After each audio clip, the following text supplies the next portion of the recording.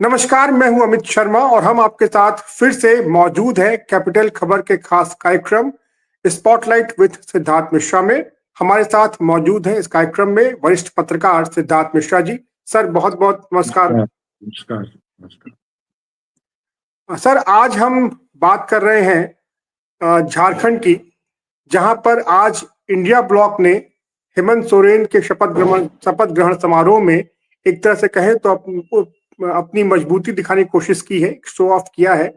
और उस कार्यक्रम में इंडिया गठबंधन के जितने भी बड़े नेता थे वो सारे के सारे मौजूद रहे। राहुल गांधी वहां मौजूद थे, कांग्रेस के अध्यक्ष मल्लिकार्जुन खड़गे थे कांग्रेस की तरफ से, आपकी पूरी टीम देखे तो वहां थी, अरविंद केजरीवाल थे, भगवंत मान जो पंजाब के सीएम है वो मौजूद थे, इसके साथ संजय सिंह, राघव चड्ढा वगैरह भी आए हुए थे। और इधर तेजस्वी यादव थे बिहार से, पश्चिम बंगाल की मुख्यमंत्री ममता बनर्जी भी थी, और अखिलेश यादव पहुंचे हुए थे यूपी से। तो अभी जो नतीजे आए हैं, हरियाणा में इंडिया ब्लॉक को हार का मुंह देखना पड़ा है, महाराष्ट्र में हार हुई है, और जो यूपी के उपचुनाव थे वहां भी हार का सामना करना पड़ा है।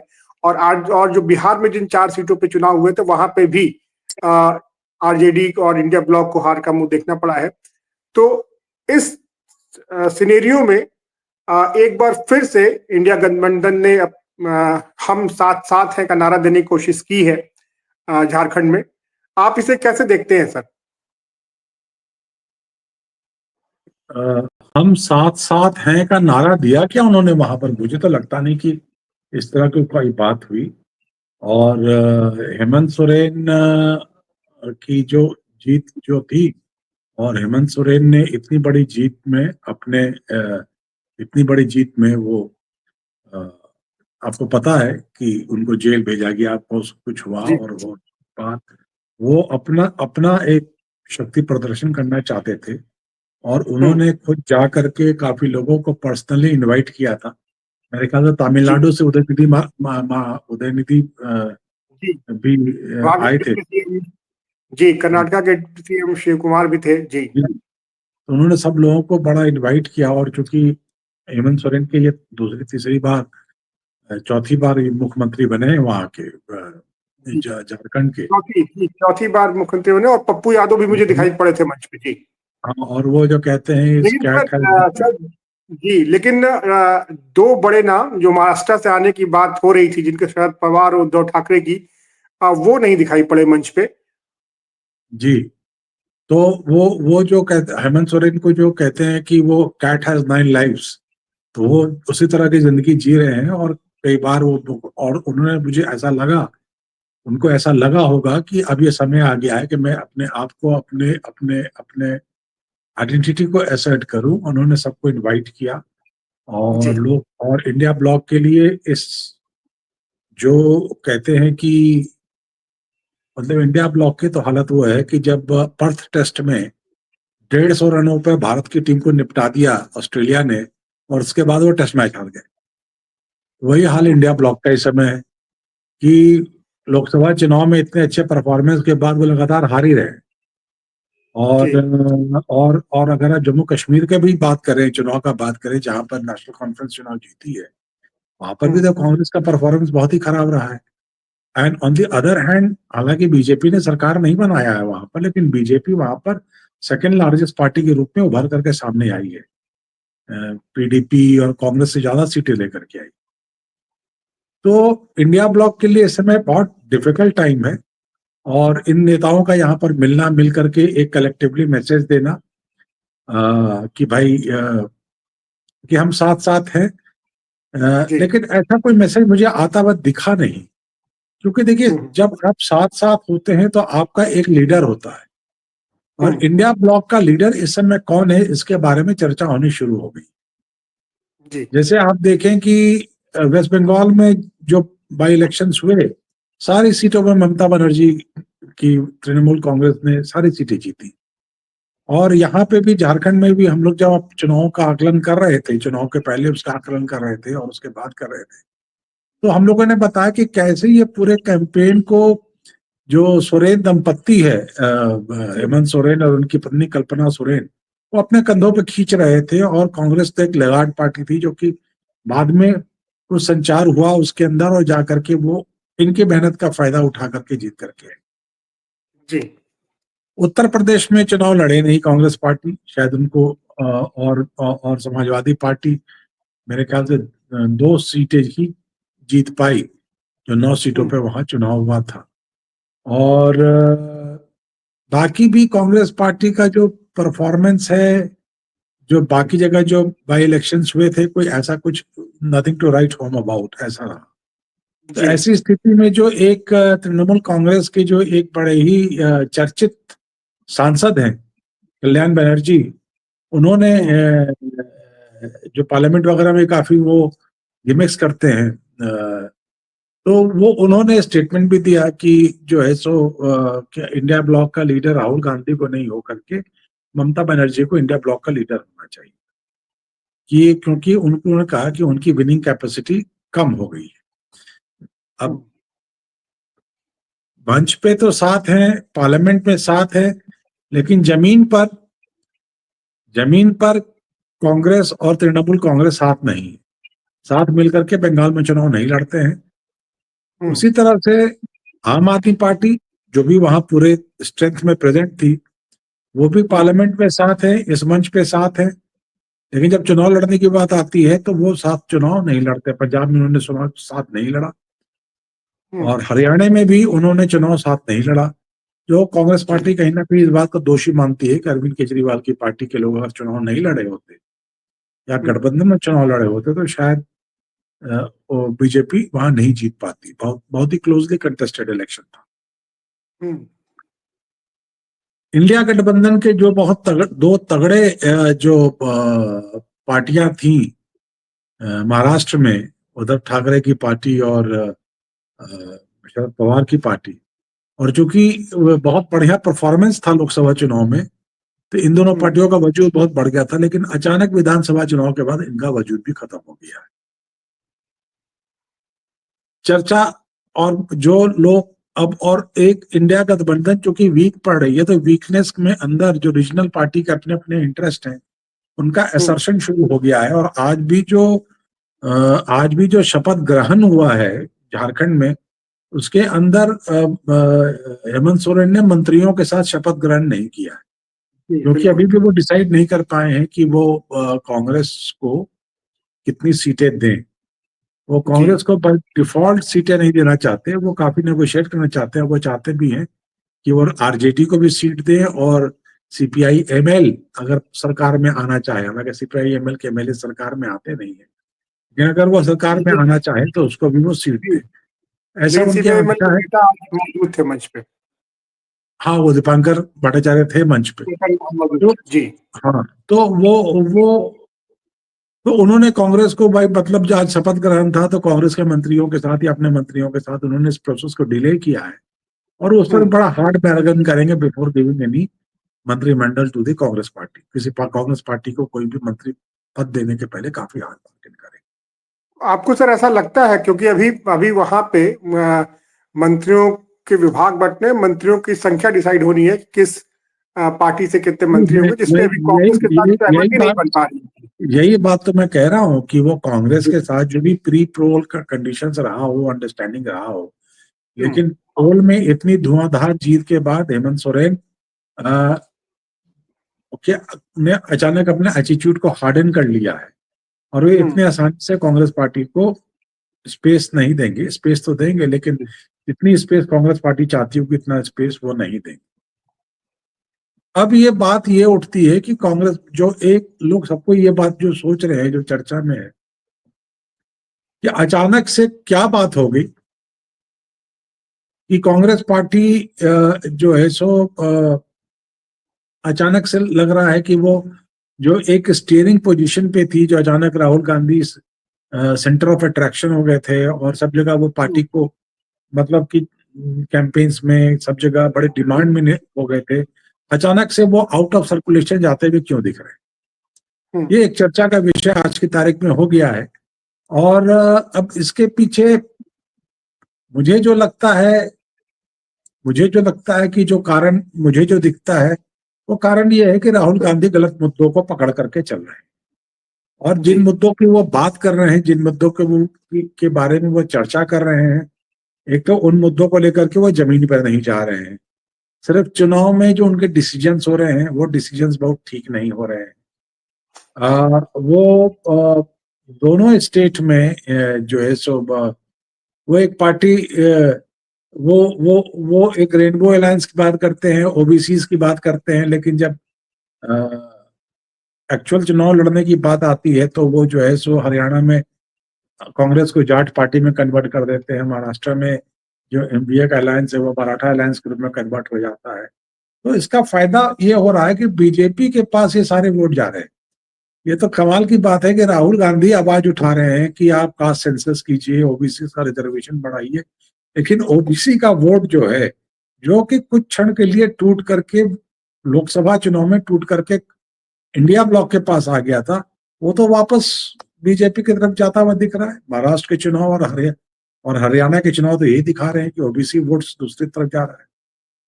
अगर यहाँ पर आपको ओबीसी का वोट अगर, और झारखंड तो ट्राइबल बहुल क्षेत्र है, ओबीसी के वोट्स भी यहाँ मायने रखते हैं, लेकिन यहाँ पर फिर आपके पास अगर ओबीसी का वोट इस करके आ रहा है क्योंकि आप जिस अलायंस के सदस्य हैं वहां पर एक ओबीसी की प्रोमिनेंट पार्टी है, राष्ट्रीय जनता दल, और एक ट्राइबल पार्टी है झारखंड मुक्ति मोर्चा, जिस अलायंस के आप मेंबर हैं। तो कांग्रेस पार्टी खुद अपने दम पे, राहुल गांधी इतना हल्ला कर रहे हैं इसके ऊपर, इतना हल्ला बोल उन्होंने कर रखा है कास्ट सेंसस के ऊपर और ओबीसी को जगह दिलाने के लिए, शुल्क ड्राइव को जगह दिलाने के लिए, माइनॉरिटीज को जगह दिलाने के लिए। वो कहते हैं कि 90% लोग जब इन समुदायों से हैं तो इनको इतना आरक्षण क्यों नहीं मिलता है। बिल्कुल खुल के बात कर रहे हैं। लेकिन आश्चर्य वाली बात यह है कि जो वोटिंग जो हो रहा है, ओबीसी तो इनको वोट नहीं दे रहा है, ओबीसी कम्युनिटीज उनको वोट नहीं दे रही है।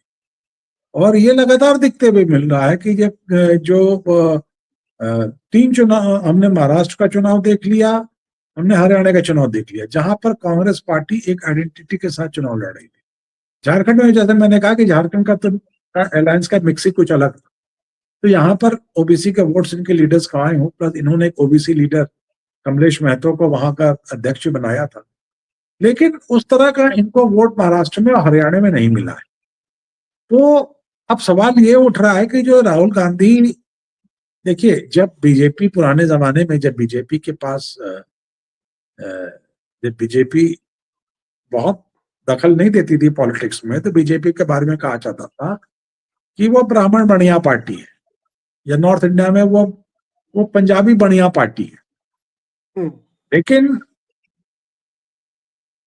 ये बीजेपी ने अपने विस्तार के लिए रूरल एरियाज में, और खास करके राम जन्मभूमि मूवमेंट जब चला, उसके बाद बीजेपी ने अपने आप को ओबीसी कम्युनिटीज में बहुत विस्तार किया और ओबीसी कम्युनिटीज के बहुत लीडर्स को आए किया। कल्याण सिंह जी, उमा भारती, शिवराज सिंह चौहान जैसे सरीखे नेता सामने आए, और इन्होंने नरेंद्र मोदी हिमसेल्फ, तो ये सब जो उन्होंने ओबीसी क्लास की लीडरशिप को डेवलप किया। कांग्रेस में अनफॉर्चुनेटली राहुल गांधी बातें तो बहुत बड़ी बड़ी कर रही हैं, ओबीसी के बारे में कर रहे हैं, लेकिन उनके पास कोई ओबीसी कम्युनिटी का कोई ऐसा लीडर दिख नहीं रहा है जो कि उस तरह से मोबिलाइज कर सके। जैसे मैंने पिछले भी एक बार इसमें डिस्कशन में कहा था कि जैसे कर्नाटक को जीतने के लिए उनके पास डीके शिव कुमार के रूप में एक वोकालिका लीडर और सिद्धारमैया के रूप में एक ओबीसी लीडर, जिनका एक जमीन पे वजूद था, जिनकी एक जमीन पे पकड़ थी, तो वो लोग थे वहां पर, तो वो वोट लेकर के आए। लेकिन वैसा लीडर इनके पास, आप ओबीसी की बात करते हैं और ओबीसी का लीडर था, आपके पास कोई प्रोमिनेंट लीडर हरियाणा में था, ना कोई प्रोमिनेंट लीडर आपका महाराष्ट्र में था। और यहाँ भी अगर आप झारखंड की बात करें तो झारखंड से के कांग्रेस के लीडर कौन है, अगर ये सवाल उठे तो लोग के जहन में तो बहुत दिमाग पे जोर डालेंगे तो सुबोध कांत सा है, जो कि अब अपने ही पास्ट इज प्राइम। और या अभी की बात करें, जो व्यक्ति उनका टेलीविजन पे दिखता है आर्टिकुलेट फेस के रूप में, अजय कुमार, और जमशेदपुर जैसे अर्बन सीट है, वो मेरे ख्याल से बहुत बहुत बहुत बुरी तरह से हारे हैं वो। जमानत भी बचा है या नहीं बचा है पता नहीं। तो झारखंड में भी कांग्रेस का क्या एग्जिस्टेंस है, कोई नामलेवा लीडर नहीं है वहां पर। हाँ, माइनॉरिटी वोट का दम उनके पास वहां पर है, माइनॉरिटी का उनको वोट मिला है कुछ इलाकों में, जो जो कैंडिडेट का अपना कास्ट कॉम्बिनेशन है वो उसका वोट मिला है। तो अब जो इंडिया ब्लॉक में जो अब बात ये होने लगी है कि what is he bringing, what is the value which the Congress is bringing on the table. वो अपने साथ क्या लेकर के आ रहे हैं। आप ओबीसी लीडर की, आप ओबीसी रिजर्वेशन की बात कर रहे हैं, कास्ट सेंसस की बात कर रहे हैं, जो सबसे दो बड़े स्टेट है जो सबसे ज्यादा मेंबर्स ऑफ पार्लियामेंट भेजते हैं, उत्तर प्रदेश और बिहार। जी। अगर अगर कास्ट सेंसस अगर एक बार मान ले कि अगर अलाउ होता है और हम और ओबीसी आपसे ऑब्लाइज्ड फील करती है, आपको वोट देना चाहती है, तो इसका फायदा कांग्रेस पार्टी को कहाँ? इसका फायदा तो समाजवादी पार्टी को और राष्ट्रीय जनता दल को होगा, और वो आपको कभी भी अपने यहाँ सीनियर पार्टनर बनना देना तो अलाउ नहीं करेंगे। जी। आपके पास कोई प्रोमिनेंट फेस नहीं है ओबीसी का लीडर का। कौन सा ओबीसी लीडर कौन है बिहार में? कोई ऐसा फेस नहीं है आपके पास। कांग्रेस का कोई वैसा फेस बिहार में बचा ही नहीं है जैसा कभी इस जमाने में हुआ करता था। नहीं, आप देखिए ना, लालू प्रसाद यादव इतने एग्रेसिव है बिहार में कि पप्पू यादव को उन्होंने कांग्रेस का टिकट लेने नहीं दिया। जी। वो ये जो रीजनल पार्टीज जिनके साथ कांग्रेस अलाइन कर रही है, वो इनको पैर रखने की जगह देने को तैयार थी। बिल्कुल नहीं। उत्तर प्रदेश में अखिलेश यादव ने बिल्कुल इनको टिकट नहीं दी। इस बार टिकट ऐसी स्थिति पैदा कर दी कि इन्होंने कहा कि भाई हम बाई इलेक्शन नहीं लड़ेंगे। बिहार में भी चुनाव होने वाला है, आप देखिएगा इनको कितना स्पेस देंगे आरजेडी। जी। आप लोकसभा चुनाव में देख लेना कि Pappu Yadav, everybody was knowing that he was a very strong candidate and he is going, और उनका एक अपना डेमनर है, उनका एक रसूख है। उनको अलाउ नहीं किया कांग्रेस पार्टी, और उनको पार्टी में शामिल कराया गया और उनसे कहा गया कि वो चुनाव लड़ेंगे, लेकिन वो चुनाव लड़े भी, लेकिन कांग्रेस ने उनको टिकट नहीं दिया, जबकि उनकी पत्नी रंजीत रंजन कांग्रेस के टिकट पर मेंबर ऑफ पार्लियामेंट रह चुकी है। तो ये जो इनकी रीजनल पार्टी, जो इंडिया अलायंस जो है, इंडिया अलायंस के जो रीजनल पार्टीज है, अभी मुझे कोई एक वहां के बाई इलेक्शन का बता रहा था, मेघालय के बाई इलेक्शन का मैं रिजल्ट देख रहा था कि जो कॉनराड संगमा की पार्टी जो है, उसका कैंडिडेट 12,000 वोट लाया, बीजेपी का कैंडिडेट 700-800 वोट लाया, कांग्रेस का कैंडिडेट 8,500 वोट लाया, तृणमूल कांग्रेस का कैंडिडेट 7-7,500 वोट लाया। तो मेघालय जैसे राज्य में, जहां पर कि पहले एक जमाने में there was only Congress party, फिर ये संगमा की पार्टी, जब ये जो अभी जो कॉनराड संगमा के फादर जो थे, जब इन्होंने कहा क्या नाम, पीसी संगमा, जी। तो वो जब पार्टी छोड़ करके बाहर गए, उन्होंने अपनी पार्टी बनाई, फिर भी उनकी पार्टी में ऐसा, लेकिन जब से बीजेपी का राइज हुआ है और इन्होंने अलाइन किया है, तो कांग्रेस तो लगातार वहां पर बिखरती ही जा रही है। यही कहानी अरुणाचल प्रदेश की है। तो ये जो रीजनल पार्टीज जो हैं, ये कांग्रेस को स्पेस देने को तैयार नहीं है। तो इंडिया गठबंधन तो यही है कि पार्लियामेंट में ये एक तरफ बैठ जाते हैं, बीजेपी का, जो बीजेपी के विरोध में ये सब एक्युमुलेट हो जाते हैं, क्योंकि ये रीजनल पार्टी अपने अपने राज्यों में बीजेपी से लड़ रही है। ममता बनर्जी बंगाल में बीजेपी से लड़ रही है, झारखंड मुक्ति मोर्चा बीजेपी से लड़ रहा है, अखिलेश यादव बीजेपी से लड़ रहे हैं, तेजस्वी है इधर बिहार में। तेजस्वी तेजस्वी बीजेपी वहां नीतीश कुमार की पार्टी से बड़ी पार्टी है, तेजस्वी यादव बीजेपी से लड़ रहे हैं। तो वहां पर वो जो बीजेपी से जो लड़ाई है, जो फेस टू फेस जो है, फेस ऑफ, पॉलिटिक्स में फेस ऑफ का बड़ा ही इंपॉर्टेंट ये होता है कि कौन आमने सामने है।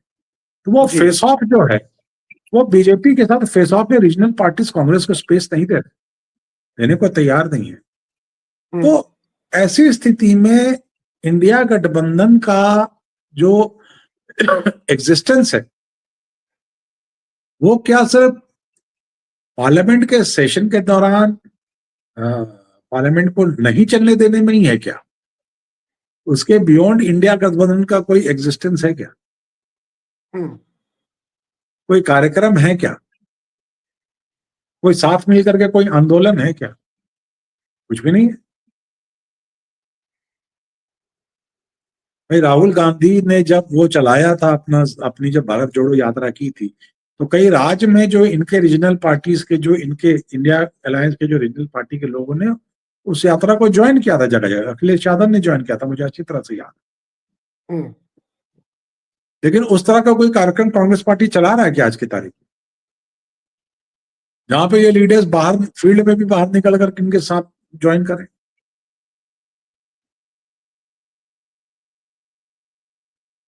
जमीन पे जो इनकी जो लीडरशिप है उसकी हालत इतनी बुरी है कि ये जो पटोले साहब वहां के लीडर हैं महाराष्ट्र।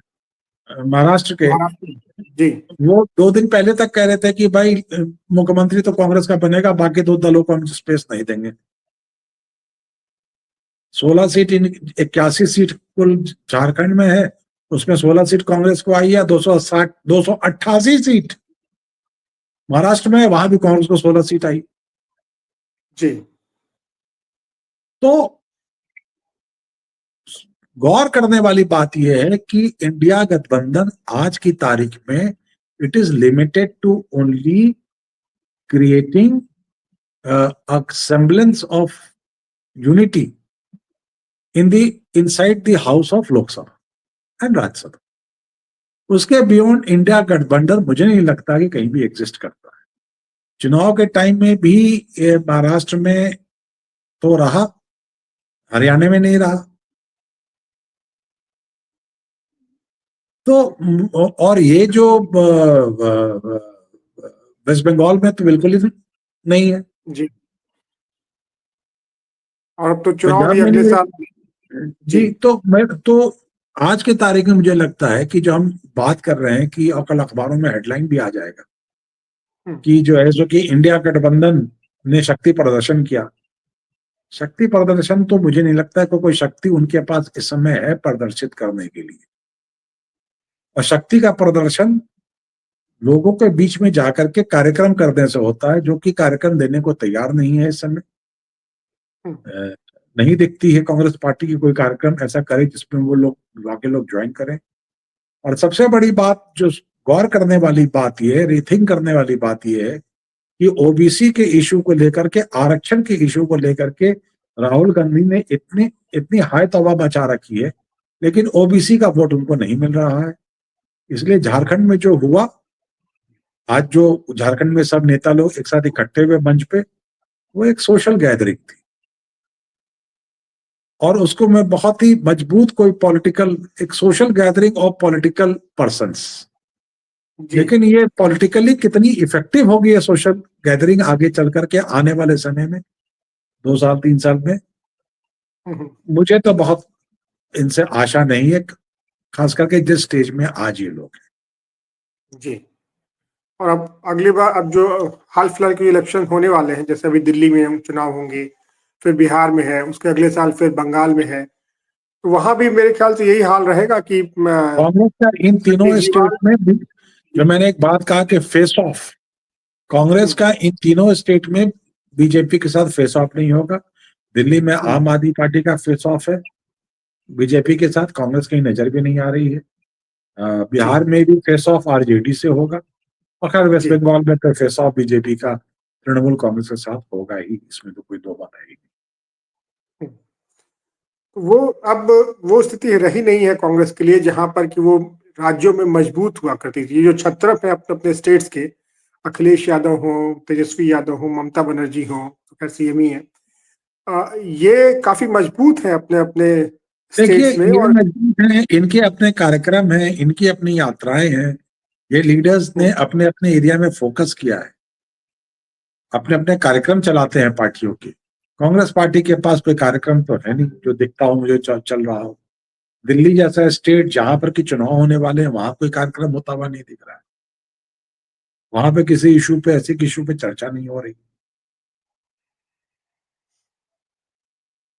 तो मुझे तो मैं आपको, हम लोगों ने डूसू की बात की थी 2 दिन पहले, डूसू के चुनाव की बात की थी। मुझे याद आता है डूसू का जमाना कि जब कोई पॉलिटिकल आदमी किसी पॉलिटिकल पार्टी का आदमी कैंपस विजिट करता था तो दूसरे पॉलिटिकल पार्टी से जुड़े हुए नेता के स्टूडेंट जाके प्रोटेस्ट करते थे। आज के तारीख में डूसू का प्रेसिडेंट कांग्रेस पार्टी का है। मोहन भागवत जी का कार्यक्रम हो रहा है, क्या कोई प्रोटेस्ट हो रहा है? क्या कोई दिशा है, कोई डायरेक्शन है? कुछ भी नहीं है। तो एक प्रोग्राम विहीन पार्टी तो इंडिया ब्लॉक को लीडरशिप नहीं दे पा रही है, और इंडिया ब्लॉक जो है सो बस सोशल गैदरिंग की ही एक पेशगी बन के रह गई है। कोई पॉलिटिकल प्रोग्राम का वो ऑर्गेनाइजेशन तो मुझे तो नहीं दिख रहा आज की तारीख। जी जी, सही बोल रहे हैं सर आप, क्योंकि और जिस तरह से झारखंड में आज इंडिया ब्लॉक के तमाम नेता जुटे और जो शो ऑफ करने की कोशिश की गई है, तो आपका आकलन बिल्कुल सही लग रहा है कि जैसे जो वर्ड भी आपने कॉइन किया कि एक सोशल गैदरिंग वर्ग की जगह है ये, और जब चुनाव होंगे तब जो आपसी सरफुटअव्वल होती है वो रहेगी ही। और खास करके किस नेता के फेस पे चुनाव लड़ा जाए, इस पे भी जो एक आपस में तकरार होती है, तू मैं होती है, वो रहेगी, जो भी हमें महाराष्ट्र में देखने को मिली है। और खासकर झारखंड में जहां पे इतना बड़ा शो ऑफ हुआ है, वहां पर भी अभी तक जेएमएम और कांग्रेस में मंत्रियों का कोटा तय नहीं हो पाया है। तो ये अपने आप में ही एक बात है। और आगे सरकार किस तरह चलेगी, जिस तरह से हेमंत सोरेन अपर हैंड दिखा रहे हैं, और खास करके अब जिस तरह से कल्पना सोरेन भी अब फ्रंट लाइन में दिखाई पड़ रही है, तो ऐसे में कांग्रेस के लिए और चुनौतियां वहां बढ़ती जा रही हैं। और मुझे लगता है कि वो हमेशा एक सेकंड लैडर पे ही रहेगी, फ्रंट पे आना मुश्किल है झारखंड में भी कांग्रेस के लिए। और यही हाल उसका तमाम दूसरे स्टेट्स में भी लग रहा है, जो जिन जिन राज्यों में आने वाले चुनाव आने वाले हैं। सर, बहुत बहुत धन्यवाद आपका आज की इस चर्चा के लिए। आपने काफी गहनता से विश्लेषण किया है कांग्रेस और उसके तमाम साथी दलों का, और जो शो ऑफ हुआ उसके पीछे की असलियत और हकीकत आपने बताने की कोशिश की है कि ये शो ऑफ किस तरह का था और इसका क्या परिणाम या असर क्या दिखाई पड़ेगा जमीन पर, वो आपने बताया आज। बहुत बहुत धन्यवाद सर आपका इस गहन चर्चा के लिए। और दर्शकों का भी बहुत बहुत धन्यवाद जो आप हमारे साथ जुड़े हुए हैं और हमें इतना प्यार दे रहे हैं। जो आपके मैसेजेस होते हैं उनसे पता चलता है कि आपका कितना जुड़ाव हो रहा है हमसे। आपसे हम यही निवेदन करते हैं कि आप जुड़े रहिए हमारे साथ, देखते रहिए इस कैपिटल खबर के विशेष कार्यक्रम को, और लाइक कीजिए, सब्सक्राइब कीजिए, कमेंट कीजिए।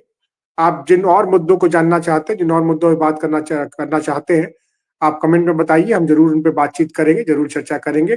आप सभी दर्शकों का बहुत बहुत धन्यवाद, और सर आपका फिर से एक बार बहुत बहुत धन्यवाद। Thank you.